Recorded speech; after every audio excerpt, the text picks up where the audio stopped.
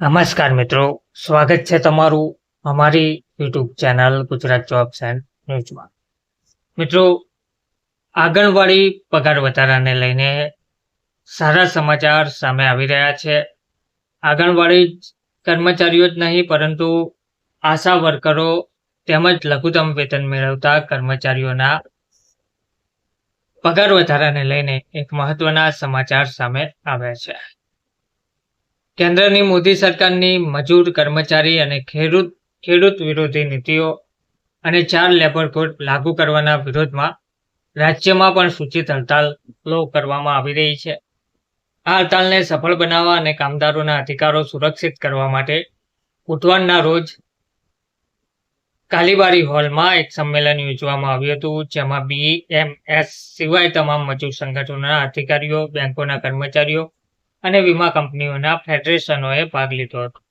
આ સંમેલનનું સંચાલન પ્રદેશ પ્રમુખ દ્વારા સંયુક્ત મંચ ઓફ સેન્ટ્રલ ટ્રેડ યુનિયન્સના રાજ્ય કન્વીનર INTUCના પ્રમુખ અને રૂપસિંહ ઠાકુર, જગદીશચંદ્ર ભારદ્વાજ, રોશનલાલ ડોગરા વગેરે તેમજ પ્રાંત અધિકારી, પી સ્ટેટ પેન્શનર્સ એસોસિએશન તરફથી, Verma UCO bank employees union તરફથી અને વિરેન્દ્ર વર્મા દ્વારા તમામ યુનિયનોને સાથે મળીને આ લડાઈ લડવા હાકલ કરવામાં આવી હતી.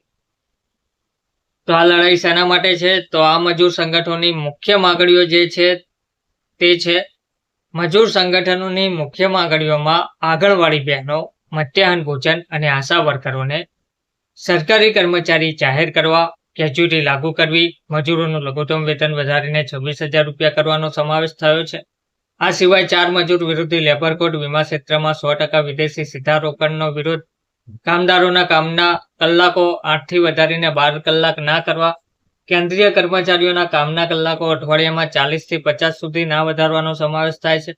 તેમાં અસંગઠિત મજૂરોને સાર્વત્રિક વ્યાપક સામાજિક સુરક્ષા પૂરી પાડવી, કોન્ટ્રાક્ટ મજૂરોની રોજગાર સુરક્ષા સુનિશ્ચિત કરવી, નિયમિત કામદારોને સમાન વેતન ચૂકવવું, કેન્દ્ર અને રાજ્ય સરકારના બોર્ડ અને કોર્પોરેશનના કર્મચારીઓની OPS પુનઃસ્થાપિત કરવી, લઘુત્તમ પેન્શન વધારીને ₹9,000 કરવું, નાણાકીય લાભો પુનઃસ્થાપિત કરવા અને મનરેગા બોર્ડ તરફથી બાંધકામ અને બાંધકામ બોર્ડ માટે નોંધણી સુવિધાઓનો સમાવેશ કરવામાં આવ્યો છે.